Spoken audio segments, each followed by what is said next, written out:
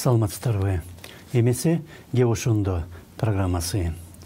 Geçen günü Kırgızstan мен Орусия өкмөттөрү биргелешкен видеоконференция өткөрдү. Жана Кыргызстандын вице-премьери Эркин Асрандиев, орусиялык вице-премьер Алексей Аверчуктан Газпром компаниясы Кыргызстанга берип жаткан табигый газ үчүн бааны азайтуу мүмкүнчүлүгүн караштырууну суранды. Аверчук орус тарап ойлонуп көрөт деп жооп берди. Текущая кризисная ситуация очень резко снизилась покупка. Азыркы кризистик абал татаал. Жарандардын бир нерсе сатып алуу мүмкүнчүлүгү кескин кыскарды. Жашоо шарттары дагы акыркы мезгилде бир топ начарлап кетти. Ошондуктан коммуналдык тейлөө, анын ичинде газ үчүн төлөө жөндөмү да кыйла азаюуда. Ошол себептен мунай менен газ үчүн дүйнөлүк баалар төмөндөп жаткан абалда биздин эл жана коом биздеги газга болгон баа дагы олуттуу кыскарат деп күтөт. Население нашего общества ожидает соответствующего снижения, и у нас Ушул маселе 23 апрелде премьер Абылгазиев катышкан Евразиялык экономикалык биримдиктин өкмөт аралык кеңешинин интернет жыйынында да көтөрүлгөн, бирок чечилген эмес. Евразиялык комиссиянын коллегиясынын төрагасы Мясникович бул маселе эми жогорку Евразиялык экономикалык кеңеште каралат деп билдирген. Анын жыйыны 19 майда өтөт. Ага президенттер катышат. Ошондуктан азыр ошол жыйынга даярдыктар жүрүп жаткандай. Жыл башынан бери мунайга болгон дүйнөлүк баалар кескин түшүп кетти. Газдын баасы болсо мунай наркына байланган. КМШ менен ЕАЭП мүчөлөрүнө Москва такай келишимдерге мурда эле кол коюлган. Анда баалар так көрсөтүлгөн. Аны биз эмне үчүн азыр өзгөртүш керекпиз деп жооп берет. Маселе мунай менен газга болгон дүйнөлүк баалар аукциондо такай өзгөрүп турат. Мурдагы советтик жумурияттарда болсо антпейт.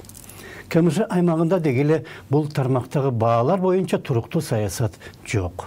ЕАЭПтин ичинде андай иштер азыр жүрүп жатат жана газ боюнча бирдиктүү саясат 2025 жылга карата гана иштелип чыгат деп күтүлүүдө.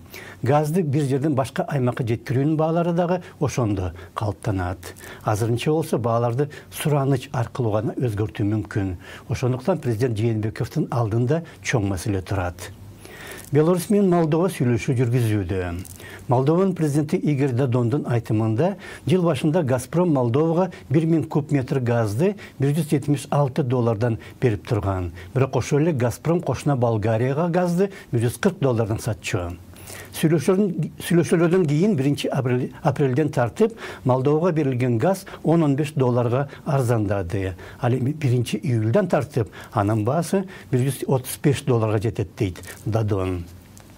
Беларусь президенти Александр Лукашенко дагы мунай кризиси учурунда Германияга газды Орусия $80, ал эми Беларуска $127 саткан деп, орус газынын баасы Беларусь үчүн дагы $100 арзан болушун талап кылууда.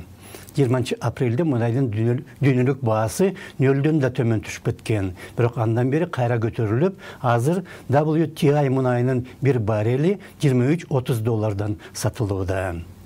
Мындан бир нече жыл мурда Кыргызстан газды Өзбекстандан орто эсеппен $250 алчу. Бирок такай маселе чыкчу. Натыйжада 14-жылы Кыргыз газ компаниясы Орусиялык Газпромго $1 сатылып кеткен. Андан бери газдын баасы биргейла арзандады жана эксперттердин айтымында Газпром азыр Өзбекстандан сатып алган газдын баасына $100 кошуп кайра Кыргызстанга сатат. Geçenki video konferensiya учурунда Асрандиев Орус-Кыргыз өнүктүрүү фондундагы бош каражатты коронавирус пандемиясынан чыгашага учураган ишкерлерге антикризистик пландын алкагында жардам катары пайдаланууну да суранды. Бирок фонддун башкармалыгынын 5 мүчөсүнүн 3-ü жана анын төрагасы кыргыз жарандары. Ошондуктан каражатты кантип колдонууну алар эмне үчүн өздөрү чече албайт деген суроо пайда болушу мүмкүн. Чындыгында болсо фондду анын кеңеши башкарат. Ал кеңештин төрагасы Орусиянын каржы министринин орун басары. Кеңешке Кыргызстандын экономика жана каржы министрлери да мүчө болуп кирет. Калган 2 мүчө болсо Орусия тараптан жана ал экөө кеңеш төрагасынын 2 орун басары. Демек Кыргыз тарап бул фондду эч нерсе чече албайт. Эң негизгиси болсо анын $500 миллион уставдык фондуна акчаны Орусия салган. Ошондуктан сурагандан башка айла жок. Ошондо саламаттагыңыздар.